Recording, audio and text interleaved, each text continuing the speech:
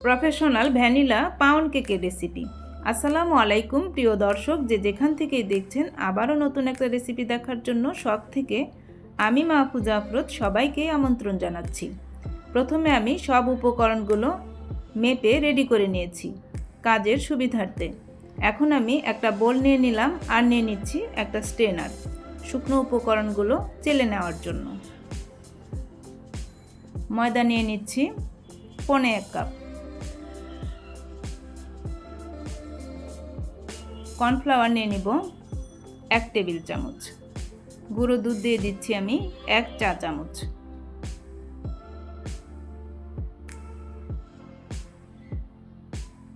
এগুলোকে আমি ভালোভাবে মিশিয়ে নিব।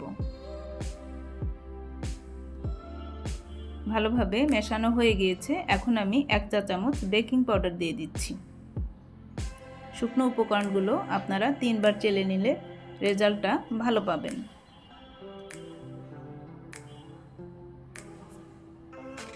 আপনাদের সুবিধার্থে ডেসক্রিপশন বক্সে রেসিপির সব উপকরণগুলো আমি কাপের মাপ, গ্রামের মাপ সবটাই লিখে দিব।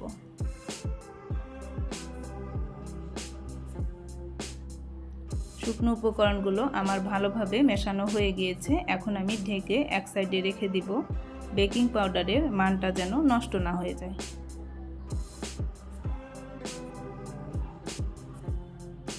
এখন আমি এখানে 2টা ডিম নিয়ে নিব। ডিমগুলো আমি আগে থেকেই ভেঙে রেডি করে রেখেছিলাম।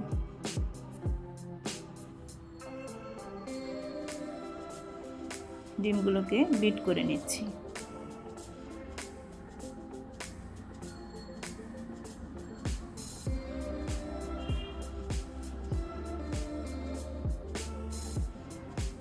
ডিমগুলো আমার বিট করা হয়ে গিয়েছে। এখন আমি এখানে 1/2 কাপ চিনি নিয়ে নেব।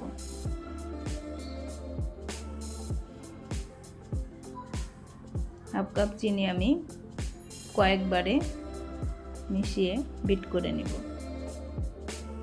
লক্ষ্য রাখতে হবে চিনিগুলো ভালোভাবে যেন গলে, কোনোভাবেই চিনির দানা থাকা যাবে না।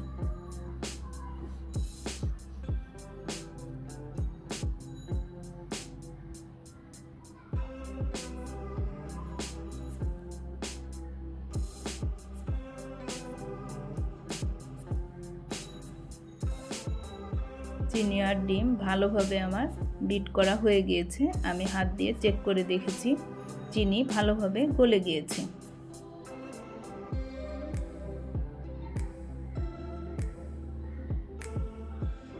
এখন আমি এখানে 1/2 কাপ সয়াবিন তেল মিশিয়ে দিচ্ছি। আর 30 সেকেন্ড বিট করলেই ব্যাটারটা আমার রেডি হয়ে যাবে। আপনারা যারা আমার চ্যানেলটি এখনও সাবস্ক্রাইব করেন নাই, প্লিজ আমার চ্যানেলটিকে সাবস্ক্রাইব করে আমার পাশে থাকবেন। আমার রেসিপিগুলো কোথাও যদি একটুও ভালো লেগে থাকে, প্লিজ একটা লাইক দিবেন।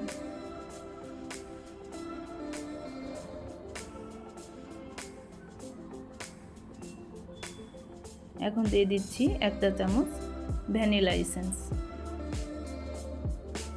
শুকনো উপকরণগুলো এখন আমি দিয়ে ভালোভাবে মিশিয়ে নেব।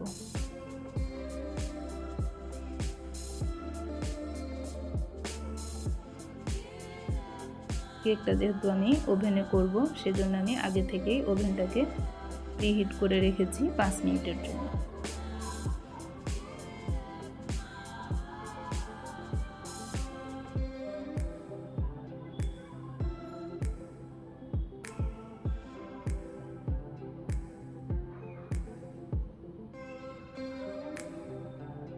ব্যাটারটা আমার ভালোভাবে মেশানো হয়ে গিয়েছে।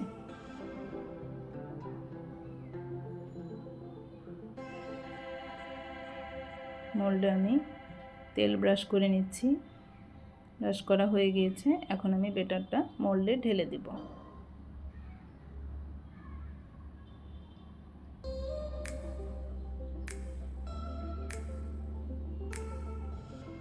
এই কেকটা ওভেনে আমার বেক করতে সময় লাগবে 40 মিনিট।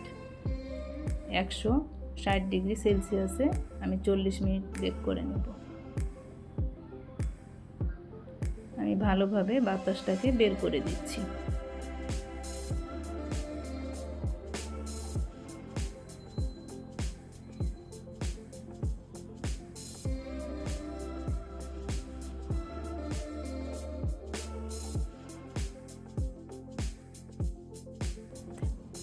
ভালোভাবে বাতাসটাকে বের করে দিলাম।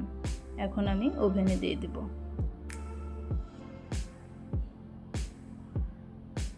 40 মিনিট পরে আমি বের করে নিয়ে এসেছি। দেখেন কত সুন্দর কালার হয়েছে, সুন্দর একটা অ্যারোমা ছড়াচ্ছে।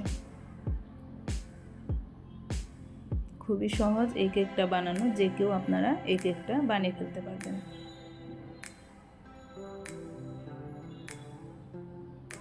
এখন আমি এখানে সুগার সিরাপ ব্রাশ করে দিচ্ছি।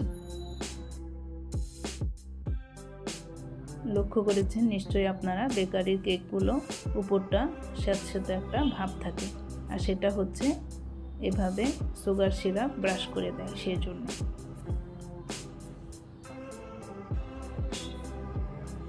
সুগার সিরাপ ব্রাশ করে দিলে কেকটা আরও বেশি সফট হয়ে যায়।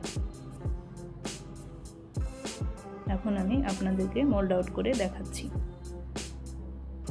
আর মোল্ড আউট করার আগে অবশ্যই মোল্ডের মধ্যেই কেকটা ঠান্ডা করে নিতে হবে, তাহলে কেকটা বেশি সফট হবে।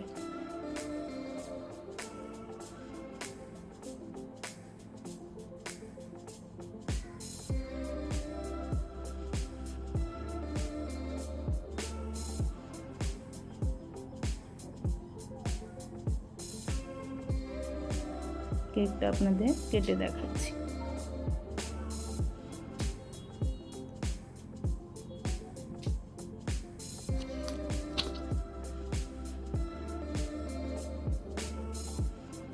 দেখেন কত সুন্দর হয়েছে।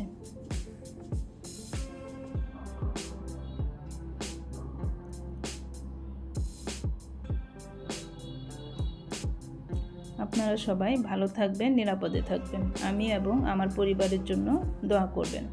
আশা করি আজকের রেসিপি আপনাদের অনেক ভালো লেগেছে।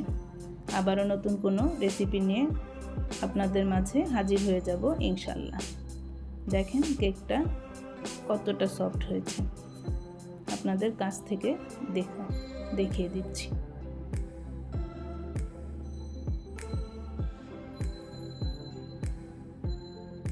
আল্লাহ হাফেজ।